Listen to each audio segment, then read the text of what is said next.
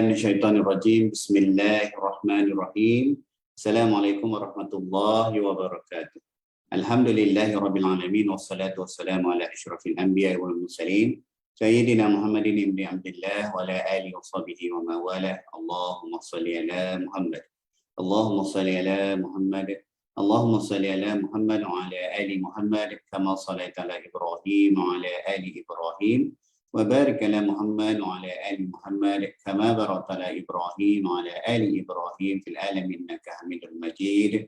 اللهم إنا نسألك رضاك والجنة ونعوذ بك من سخطك والنار. اللهم إنك عفو تحب العفو فاعف عنا. اللهم إنك عفو كريم تحب العفو فاعف عنا.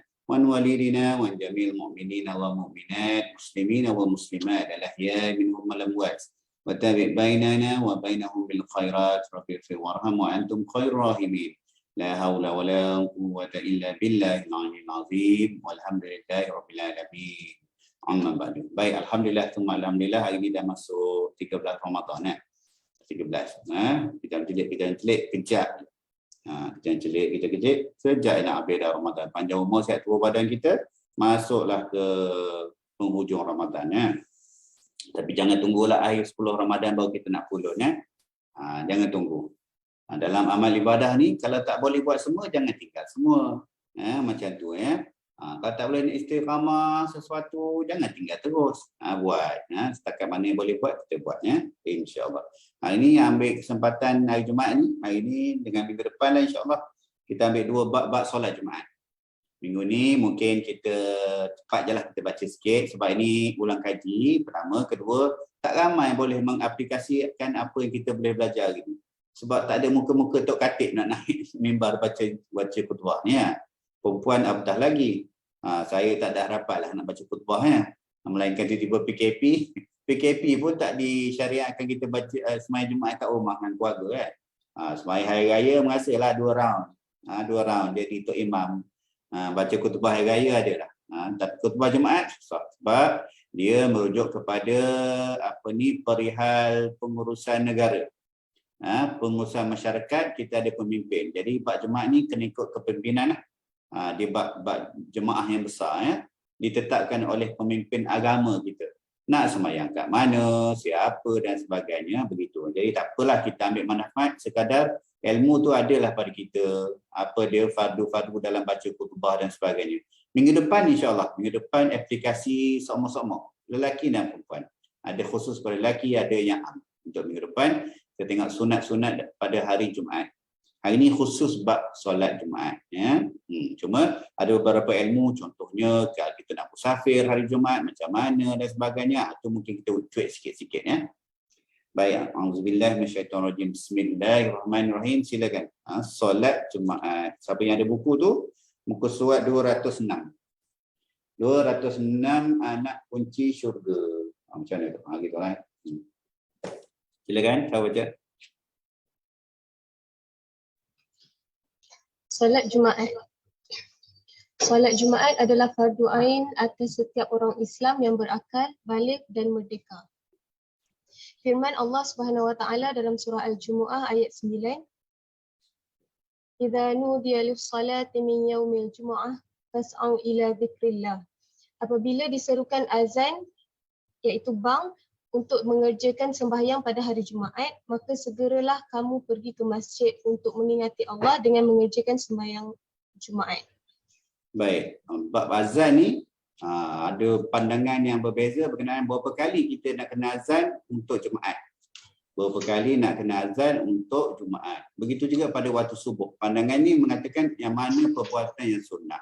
Begitu Subuh antara pandangan mengatakan sunnahnya ialah azan 2 kali. Sebab ada hadis yang jelas. Hadis pertama, jangan kamu solat ketika kamu dengar Bilal azan subuh. Solatlah bila kamu dengar Ibnu Ummi Maktum yang azan yang betul tu kan. Jadi maksud dia azan pertama oleh Bilal tu itu pemakluman awal nak masuk subuh, get ready. Let's go to the mosque. Yang kedua tu barulah masuk waktu. Tetapi di Malaysia tak diamalkan. Walaupun Pahang pernah mufti mengeluarkan fatwa untuk menyarankan dilakukan solat azan 2 kali awal pagi Tapi tak banyak surau masjid lakukan. Di Indramayu Kota ada satu je. Saya tak pasti surau mana, tapi rumah saya tu dengar. Setengah jam sebelum subuh ada dilaungkan azan. Salah satu surau di kawasan Indramayu Kota 2. Tapi secara amnya mungkin majlis agama kita tak mengaplikasikan fatwa tu. Tapi kalau di negara-negara Arab memang subuh 2 kali, tetapi pada ketika Jumaat pula pandangannya, antara satu pandangan yang kuat ialah 1 kali saja. Tetapi Malaysia kita pakai 2 kali azan, ya. Itu sedikit-sedikit perbezaan dengan apakah yang perbuatan sunnah ketika Jumaat tu. Kalau Arab masuk waktu dia azan, kita ada azan kedua. Masuk waktu tu azan dan tak ada sunat qabliyah, terus saja khutbah. Aulanya sunat ba'diyah, tu kita dah bincang lah, ya. Di Malaysia kita ada 2 azan, ya. Tu bab azan. Teruskan. Syarat sah salat Jumaat adalah didirikan dalam waktu salat zuhur. Berdasarkan riwayat yang direkodkan oleh Al-Bukhari, anna Nabiya sallallahu alaihi wasallam kana yusalli al-jumu'ah hina nuzulus syams. Bahawa Nabi sallallahu alaihi wasallam mendirikan salat Jumaat pada ketika berlincir matahari. Kalimah nuzulu tidak ditemui. Namun di dalam hadis yang direkodkan oleh Imam Bukhari, kami menemui kalimah tamilu yang mempunyai maksud yang sama. Hadis yang ditemui adalah seperti berikut. An Anas bin Malik radhiyallahu anhu anna Nabiy sallallahu alaihi wasallam kana yusalli al-jumu'ah hina tamilu syams. Direkodkan oleh Imam Bukhari dalam Sahih Bukhari. Dan hadis sallu kama ra'aitumuni usalli. Hendaklah kamu salat seperti mana kamu mengetahui cara aku salat. Disyaratkan mendirikan salat Jumaat berdekatan kawasan pemukiman yang ramai walaupun di tanah lapang. Ini kerana salat Jumaat tidak dilakukan ketika zaman Nabi SAW dan zaman sekalian khalifah, melainkan pada tempat yang tetap, al-iqamah. Disyaratkan tidak ada salat Jumaat yang telah didirikan di kawasan pemukiman tersebut dan juga tidak ada 2 salat Jumaat yang dilakukan serentak dalam kawasan pemukiman yang sama.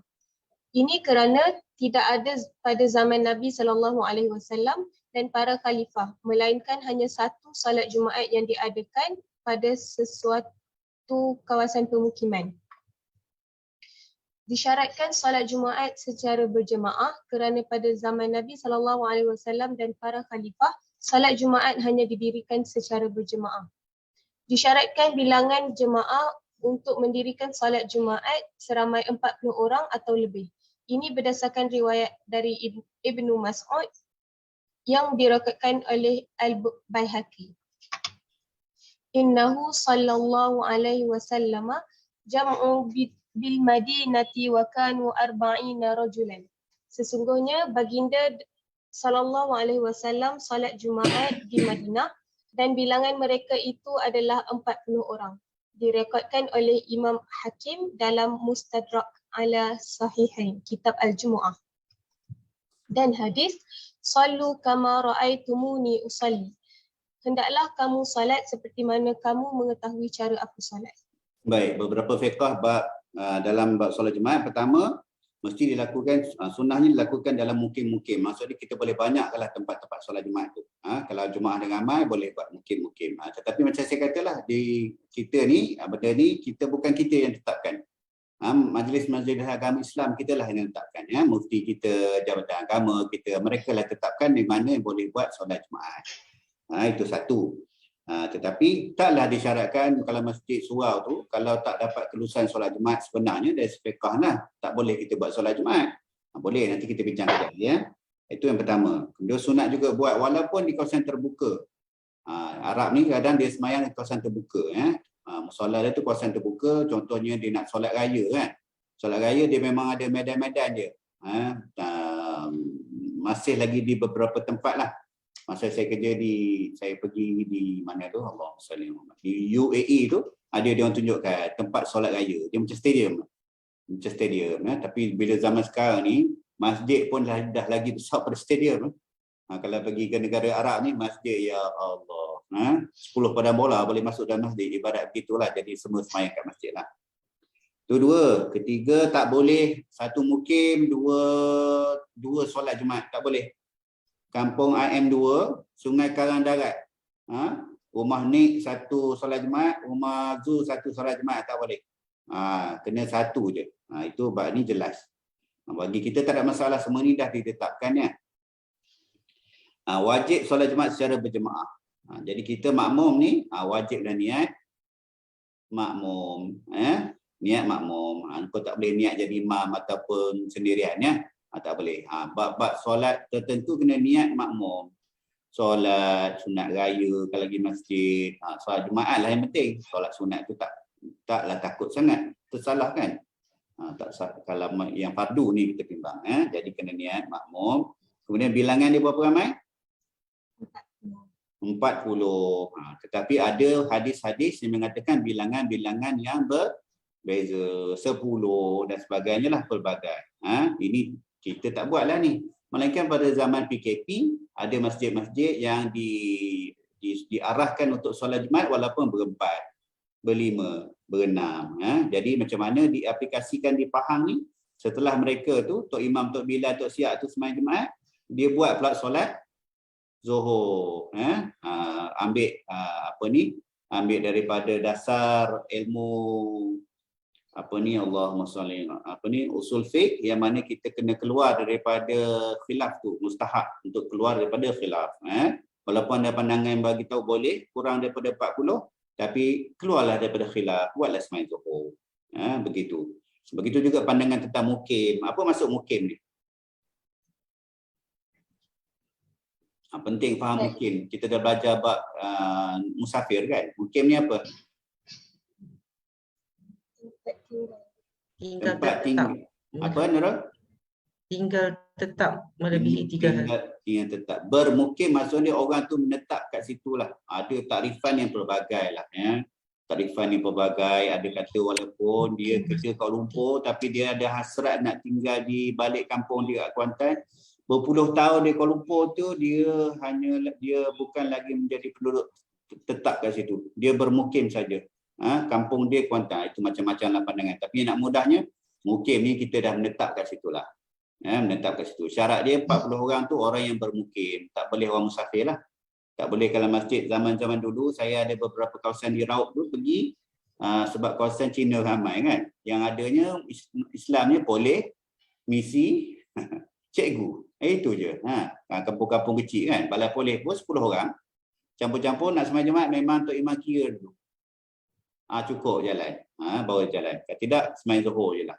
Jadi, walaupun ada pandangan, tetapi terbaiknya keluar dari khilaf untuk kita sembahyang Zuhur semula. Tetapi, pandangan-pandangan ni berguna untuk orang yang ada masyarakat besar, susah. Dia mengajar kampung dalam-dalam, macam mana jauh dan sebagainya. Takkan dia tak nak sembahyang Jumaat langsung. Dalam kampung tu katalah ada 20 orang je orang Islam. Macam mana? Macam tu bolehlah dia bincang-bincanglah dengan ulama'-ulama' tempatan. Biasanya dia buka lagi lah fiqh tu besar. Supaya syariat solat Jumaat tu boleh didirikan di kawasan-kawasan yang terpencil macam tu. Wallahualam. Sikit sebanyak ilmu je untuk kita. Biar kita tak jumuk sangat.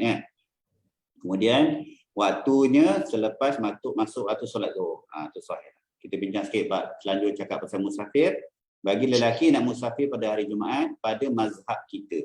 Pada pandangan mazhab kita, kita hanya boleh jamakkan solat kita tu. Maksudnya kita boleh ada pelepasan, tak payah solat Jumaat kalau kita keluar musafir sebelum subuh. Sebelum subuh. Janganlah ambil pandangan yang lebih aula kita boleh keluar highway dan itu kalau nak silakan. Kita nak yang basicnya. Yang basicnya ialah kalau keluar sebelum subuh boleh dapat pelepasan untuk tidak melakukan solat Jumaat. Tetapi ada pandangan mazhab lain yang membenarkan dia. Terpulanglah terpulang. Wallahu a'lam. Sambung. Disyaratkan untuk baca khutbah pula. Mungkin kita minta satu hari ni besok Masjid Mahat Tafiq kita minta izan dengan Syafiq lah, jadi Tok Bilal dengan Tok Imam. disyaratkan untuk dimulakan dengan 2 khutbah. Al-Bukhari dan Muslim merekodkan riwayat dari Ibnu Umar radhiyallahu anhu, kana an-nabiy sallallahu alaihi wasallam yakhutubu khutbatain yajlisu bainahuma. Rasulullah sallallahu alaihi wasallam berkhutbah pada hari Jumaat 2 kali khutbah. Baginda duduk di antara kedua-dua khutbah itu. Teks penuh hadis. Kana Nabi sallallahu alaihi wasallam yakhutubu khutbataini yaq'udu bainahuma. Diriwayatkan oleh Imam Bukhari dalam Sahih Bukhari. Musnad Ahmad an Ibni Umar qala kana Nabi sallallahu alaihi wasallam yakhutubu yaumal jumu'ah marratain bainahuma jalsah. Diriwayatkan oleh Imam Ahmad dalam Musnad Ahmad. Editor menjumpai lafaz jalsah seperti berikut. An Ibni Umar anna Nabi sallallahu alaihi wasallam kana yakhutubu khutbataini yajlisu bainahuma jalsah. Direkodkan oleh Imam Ibnu Majah dalam Sunan Ibnu Majah. Ini mat ni kita baca kitab ringkas-ringkas dan dari tahqiq kan ya, dari tahqiq. Yang kecil-kecil macam tu pun Syekh bawa tambahannya. Ini bukan Syekh Mandili yang tulis, ini tahqiq ni daripada Datuk Dr. Basit lah. Dia tahqiqkan situ. Mudah bagi kita Sambung. Terdapat 5 rukun khutbah Jumaat. Pertama, memuji Allah Subhanahu wa taala. Muslim merekodkan, kanat khutbatun Nabi sallallahu alaihi wasallam yaumal jumu'ati yahmadullaha wa yuthni alaihi. Khutbah Nabi sallallahu alaihi wasallam pada hari Jumaat adalah dengan memuji Allah dengan menyebut kebaikan ke atasnya. Baik, lafaz pertama alhamdulillah. Settle dah. Bab tu hukum pertama Adapun susunan macam mana nak lafazkan alhamdulillah tu macam-macam lah. Biasa Malaysia lebih kurang standardnya. Kedua, selawat ke atas Nabi sallallahu alaihi wasallam. Kerana khutbah merupakan satu ibadah yang perlu menyebut Allah Subhanahu wa taala, maka ianya juga perlu menyebut Nabi sallallahu alaihi wasallam. Hal ini dikiaskan dengan ibadah azan dan solat. Dan juga kerana firman Allah Subhanahu wa taala dalam surah Al-Insyirah ayat 4.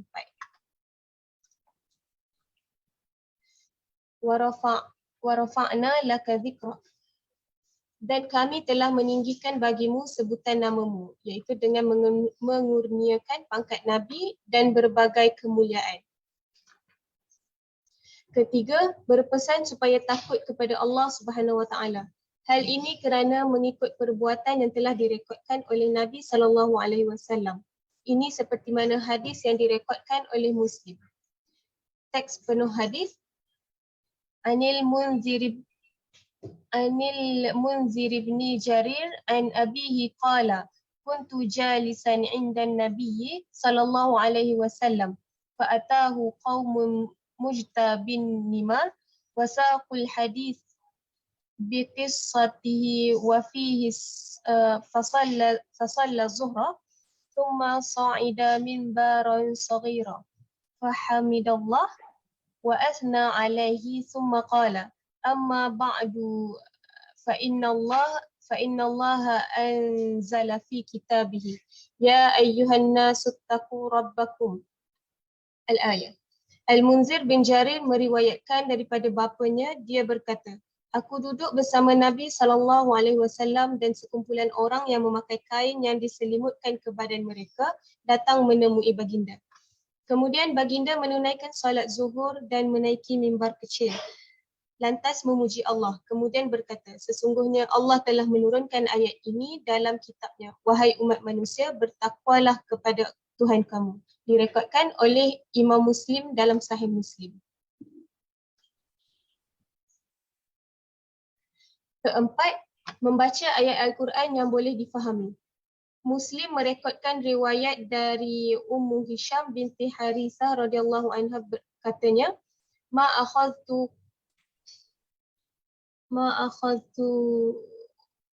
wal Qur'anil Majid illa an lisani Rasulullah sallallahu alaihi wasallam yaqra'uha kulla yaumil jumu'ah 'alal minbar idza khataban nas.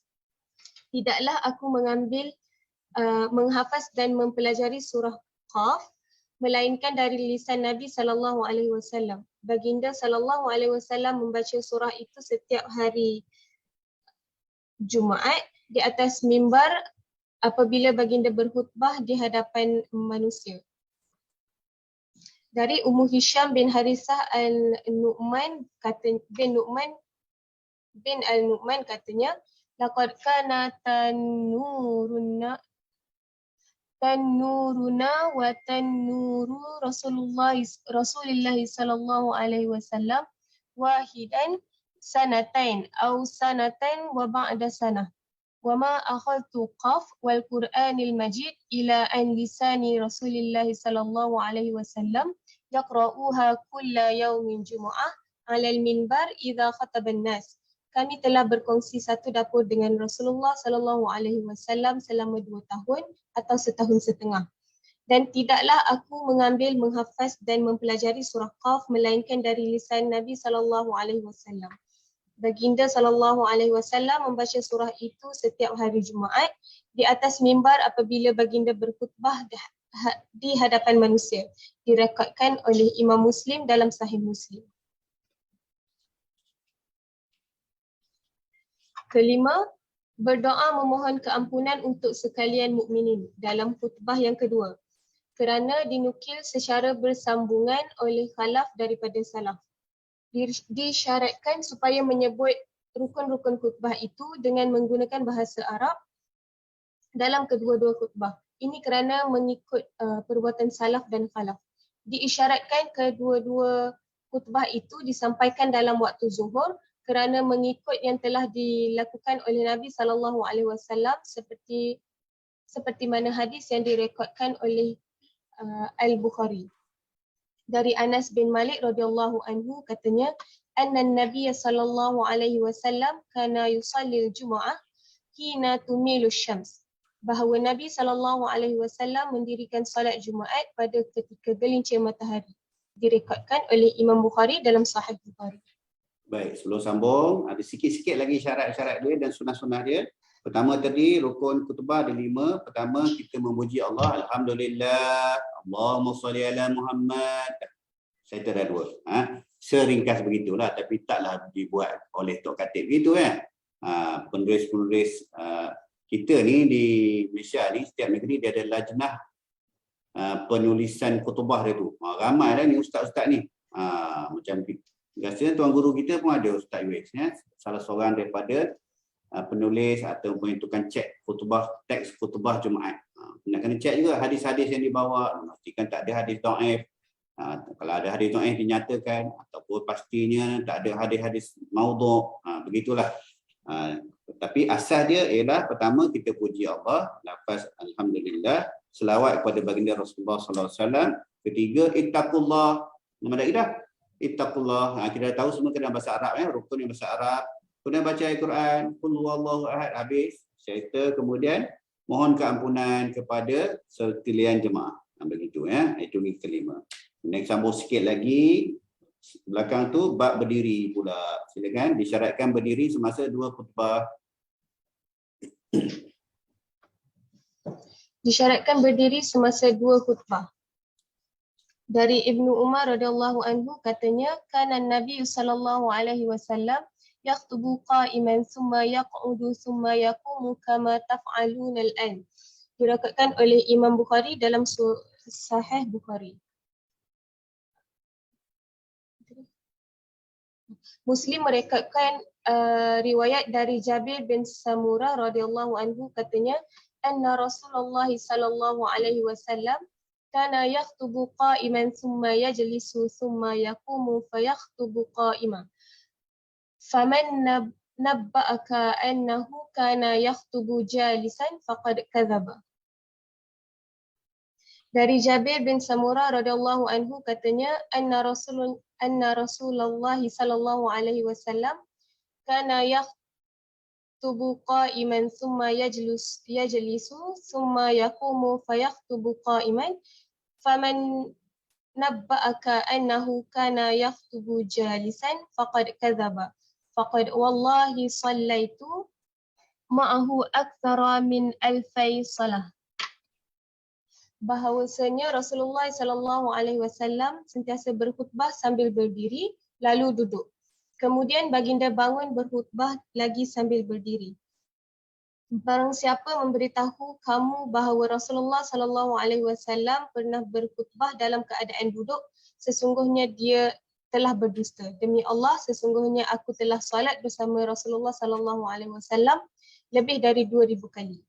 Baik, tak dibuat ada orang lah Kalau khutbah tu duduk jadi kalau agaknya kalau khatib tu uzur, kena ada khatib lain lah. Sebab rukun dia kena berdiri. Khutbah pertama berdiri, duduk sekejap, kena bangun untuk khutbah kedua. Adapun apa nak diaplikasi oleh kita ni yang lelaki di masjid ni, waktu di antara dua khutbah tu, itu antara waktu-waktu yang ulama andaikan. Ulama ramalkan itulah tempatnya yang antara tempat terbaik untuk kita baca doa. Kan pada hari Jumaat adalah hadis kita tahu ada satu waktu pada hari Jumaat, siapa yang berdoa pada waktu itu pasti doanya akan dimakbulkan. Jadi ulama-ulama bincang masa bila ada kata ketika waktu khatib naik ke mimbar sampai turun. Maksudnya sepanjang waktu khutbah lah. Ada kata antara dua khutbah tu. Biasa Tok Bilal baca doa kan pada waktu tu. Yang satu lagi pada akhir Jumaat petang lepas asar. Gantung. Jadi lepas asar kan tambah sikit amalan lagi. Jadi jangan rugi, jangan bazir masa lah waktu-waktu yang dinyatakan tu. Pada waktu antara dua khutbah tu, orang biasa baca doa tu, kalau kita ada hajat yang khusus, kita mohon doa masa tu. Tak payah ikut Tok Bilal depan tu dia nak baca doa apa. Biasa Rabbana atina fid dunya hasanah. Memanglah doa tu doa yang cakup belaka kan. Baguslah tu. Tapi katalah kita pada ketika itu kita ada doa khusus. Ahli keluarga kita sakit, kawan kita duduk dalam hospital tak keluar-keluar lagi. Ni kita ada kawan tak keluar lagi, duduk lagi ke hospital kat UAE tu lah, kesian. Kesian. Dah sebulan lebih lah. Daripada awal sebelum Ramadan lagi dah duduk hospital tak keluar-keluar. Kita ada hajat anak kita ambil periksa ke apa, masa tu doa. Kita ni jangan jadi jemaah yang subkontrak semua kepada Tok Imam, Tok Bilal. Ramai dengan jemaah yang begitu. Semua subkontrak kepada Tok Imam, Tok Bilal. Buat zikirnya, buat doanya, buat apa, itulah Allah lah. Apa dia bacalah. Imam zikir pendek, sepatutnya panjang, kita pun itu jugalah. Kita masuk masbuk, sepatutnya habis kita solat, kita zikir dulu, istighfar dua apa semua, Tok Imam dah baca doa. Kita pun tu angkat doa, Imam dah salamat, amin ya rabbal alamin, dia pun amin. Dia pun bangun je. Tak zikir dah, istighfar pun tak apa, tak sebab dia nak kejar bersama-sama doa imam. Padahal lepas solat yang awalnya zikir dulu. Zikir dulu. Imam nak buat kerja dia, lah biarlah imam buat kerja. Dah habis solat dah, tak payah ikut dah imam. Baik, itu sedikit sebanyak bab rukun berdiri berdiri dan apa yang perlu buat masa antara dua khutbah. Sunat pula untuk makmum diam ketika khutbah. Sambung. Sunat bagi makmum diam ketika khutbah. Bahkan mereka dituntut supaya mendengar khutbah. Firman Allah Subhanahu Wa Taala dalam surah Al-A'raf ayat 204. Wa idza quri'al Qur'anu fastami'u lahu fa'ansitu la'allakum turhamun. Dan apabila Al-Quran itu dibacakan, maka dengarlah akan dia serta diamlah supaya kamu beroleh rahmat. Ahli tafsir menyebutkan dalam karya tafsir mereka bahawa ayat ini diturunkan ketika khutbah Jumaat. Sudah masuk dalam tafsir Ibn Katsir dia cakap Jawa kat situ, jadi nak baca pun tak guna, tak faham cakap Jawa tu. Jadi diam waktu solat Jumaat ni, diam waktu mendengar khutbah ni, bukan sekadar diam tu, arahan diam tu supaya kita tak lara. Baca balik sirah, tengok hadis-hadis, sahabat-sahabat main batu pun kena tegur. Jadi maksud dia waktu khutbah tu yang awalnya apa, dengar khutbah. Kalau ngantuk tidur je lah. Ramai yang tidur pada waktu tu dengar khutbah. Sekarang ni ada lara dengan benda lain. Apa dia? Siapa boleh cakap? Ramai orang lara waktu khutbah buat benda. Yang perempuan tak tahulah kot. Ke boleh teka? Main telefon. Main telefon. Ya Allah. Duduk sah pertama, kedua pun ada lagi sibuk benar. Cek Facebook, cek WhatsApp, buang gambar, apalah sebenarnya. Masa itulah sibuk dengan handphone tak boleh tinggal sejak telefon Jadi siapa Tuhan dengan mak telefon ke benda. Jadi bab geng-geng jantan ni khususnya yang di bawah tanggungan saya ketika kerja ni, kalau aku nampak kau main telefon dalam masjid, balik aku piak. Jangan kita jadi orang bodoh. pergi sangat kita ke masjid tu kan, tapi kita ni tak ada ilmu, jadi sia-sia je ibadah kita kan. Jangan. Dia tak bercakap, tapi lebih daripada bercakap lah kot, siap WhatsApp. Siap WhatsApp gambarnya, benda lauk nak masak petang ni, awak buat benda ni, nak beli apa, bazar Ramadan mana, wallahualam, jangan lara dengan handphone. Jadi arahan ni, biasanya orang-orang penjuru dia tak bercakap lah dah. Budak-budak yang bercakap ya. Tetapi jangan kita ambil ringan ya. Saya pernah solat Jumaat di Masjid UIA. Pada khutbah kedua, khatib tegur terus akan perbuatan orang bercakap-cakap ketika khutbah. Dia tegur terus, cakap straight. Yang saya maklumkan ini bukan kanak-kanak. Dia kata, dia cakap terus. Yang dewasa, pelajar-pelajar, dewasa lain, dia sebut semua. Dia marah sungguh. Sebab bising dalam masjid. Bercakap-cakapnya. Yang geng-geng budak-budak ni satu bab lah. Pelajar-pelajar universiti pun sama. UIA tu.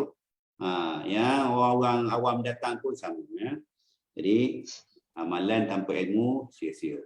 Amalan tanpa ilmu, sia-sia. Sambung. Mualat, berturutan. Disyaratkan pada kedua-dua khutbah itu mualah, berturutan, dan khatib yang menyampaikan khutbah tersebut mestilah suci dari hadas dan najis serta menutup aurat. Ia berdasarkan ittiba' mengikut perbuatan Nabi SAW dan juga dikiaskan hukumnya dengan solat. Jadi khutbah tu sebahagian daripada solat tu ya. Dikatakan sebab kita tak ada ba'diyah kita ada ba'diyah Jumaat, pandangannya lah. Jadi khutbah tu sebahagian daripada solat. Jadi khatib dia kena suci lah. Kalau tak suci tak sah lah. Dia kena turun kan. Dia kena turun repeat semula. Tak boleh cerita bab malu-malu ni kan. Dia habis juga. Dia dah terketut kat atas tu dia habiskan juga kan. Tak boleh. Sunat bagi imam untuk membaca surah. Sunat bagi imam untuk membaca surah Al-Jumu'ah atau surah Al-A'la selepas membaca Al-Fatihah pada rakaat pertama, dan sunat membaca surah Al-Munafiqun atau surah Al-Ghashiyah selepas membaca Al-Fatihah rakaat kedua. Muslim merekodkan riwayat dari Ibnu Abbas radhiyallahu anhu, katanya kana yaqra'u fi salatil Jumu'ah surat Al-Jumu'ah wal Munafiqin. Bahawa Nabi SAW membaca surah Al-Jumu'ah dan surah Al-Munafiqun ketika salat Jumaat. Dari Ibnu Abbas radhiyallahu anhu, katanya anna Nabi SAW kana yaqra'u fi salatil fajr yaum al-Jumu'ah. Alam tanzilus sajdah wa hal ata 'alal insani hinu minaddah wa anna Nabi SAW kana yaqra'u fi salatil Jumu'ah surat Al-Jumu'ah wal Munafiqin. Sesungguhnya Nabi SAW membaca surah As-Sajdah dan surah Al-Insan dalam salat subuh hari Jumaat, dan sesungguhnya Nabi SAW membaca surah Al-Jumu'ah dan surah Al-Munafiqun ketika salat Jumaat. Direkodkan oleh Imam Muslim dalam Sahih Muslim. Muslim juga merekodkan riwayat dari An-Nu'man bin Bashir radhiyallahu anhu, katanya kana Rasulullah sallallahu alaihi wasallam yaqra'u fil 'idain wa fil Jumu'ah bi sabbihisma rabbikal a'la wa hal ataka al hadithul ghashiyah. Bahawa Rasulullah sallallahu alaihi wasallam sering membaca surah Al-A'la dan surah Al-Ghashiyah dalam salat dua hari raya dan salat Jumaat. Dari An-Nu'man bin Bashir radhiyallahu anhu, katanya kana Rasulullah sallallahu alaihi wasallam yaqra'u fil 'idin wa fil Jumu'ah bi sabbihisma rabbikal a'la wa hal ataka hadithul ghashiyah. Qala idza ijtama'a al-'id wal Jumu'ah fi yawmin wahid yaqra'u bihima aidan fi salatain. Bahawa Rasulullah SAW sering membaca surah Al-A'la dan surah Al-Ghashiyah dalam salat dua hari raya dan salat Jumaat. Kata An-Nu'man lagi, apabila hari raya dan hari Jumaat bersamaan dalam satu hari, maka Rasulullah SAW membaca dua surah tersebut dalam dua salat tersebut. Direkodkan oleh Imam Muslim dan Sahih Muslim. Wallahu a'lam. Baik, alhamdulillah, alhamdulillah kita dah lengkap dah kita punya ulang kaji Bab rukun-rukun dalam solat Jumaat. Rukun-rukun dalam solat Jumaat ada beberapa tu, mudah-mudah je sebenarnya. Dan siapa minat nak baca khutbah ni, nak praktislah baca khutbah kot. Boleh download PDF khutbah yang semasa ada dekat majlis-majlis agama tertentu. Rasanya yang Jabatan Agama Islam Pahang pun ada keluar PDF khutbah Jumaat ya. Jadi boleh. Siapa nak try lah. Tak ada masalah. Baik, alhamdulillah, insya-Allah minggu depan kita tengok bab sunat-sunat kalau kita boleh habiskan bab sunat-sunat kelakuan pada hari Jumaat dan beberapa perkara yang diharamkan. Ada bab juga benda-benda yang diharamkan dilakukan ketika waktu Jumaat. Ketika waktu Jumaat, pokok ada yang nak berniaga, ayam goreng ke apa semua depan masjid, tengok waktu bila boleh berniaga, waktu bila tak dibenarkan berniaga. Perniagaan tu jatuh tidak sah, akad tidak sah. Perniagaan dia kata haram. Wallahu a'lam, kita bincang-bincang bila kita jumpa tempat dia ya. Apa dia sunat-sunat pada hari Jumaat, sunat-sunat yang laki saja, sunat-sunat yang umum boleh dilakukan ya. Bacaan-bacaan apa yang sesuai pada hari Jumaat dan sebagainya, insya-Allah. Ni ulang kaji lah. Sepatutnya pada umur kita macam ni dah menjadi amalan sama-sama lah. Amalan sama-sama. Kita ni recharge dengar balik, duduk majlis ilmu gitu saja ya. Wallahu a'lam. Terima kasih kepada adik baca macam Arab dah tu bunyi dah tu. Arab Usim ke Arab mana ni? Masya Allah. Saya tak erti nak baca lagu nak hadis kan. Dia jadi macam mental block. Mental block. Kalau duduk kuliah-kuliah hadis pula panjang, satu muka, dua muka. Saya nak berhenti kat mana pun tak tahu. Bila tuan guru baca tu, saya pun letak koma, saya pun letak perenggan, saya pun letak kurungan. Kan tidak kan? Gitulah. Bagi yang dah lama dengan saya, kita dah jumpa, masa mula-mula lah kita buka hadis-hadis ni ya. Nurul, Yana, ada sahabat baca hadis macam baca Quran pun ada. Qala Rasulullah sallallahu alaihi ada. Cak tajwid ni 4 harakat 5 harakat semua keluar. Wallahu alam. Terima kasih kepada yang baca. Semoga Allah bagi manfaat atas sedikit sebanyak ulang kaji yang kita buat ya. Ringkas-ringkas je membaca bersama saja. Wallahu alam. Semoga Allah terus memberi keberkatan pada kita pada hari Jumaat yang mulia, pada bulan yang mulia ni dah nak masuk 15 Ramadan dah tak lama lagi ya. Separuh jalan kita semoga kita istiqamah lah.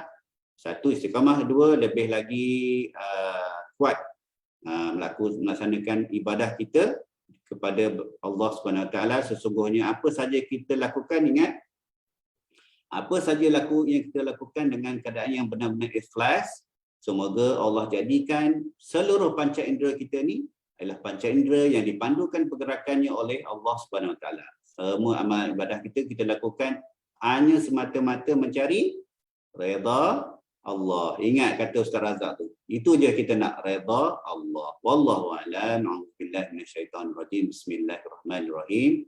Allahumma faqihna fid-din wa 'allimna ta'wil wa ihdinas siratal mustaqim. Siratal ladzina an'amta 'alaihim minan nabiyyin was-siddiqin wasyuhada'i was-shalihin. Wa hasuna ulaika rafiqa ya arhamar rahimin. Walhamdulillahirabbil alamin. Wabillahi taufiq wa hidayah. Assalamualaikum warahmatullahi wabarakatuh.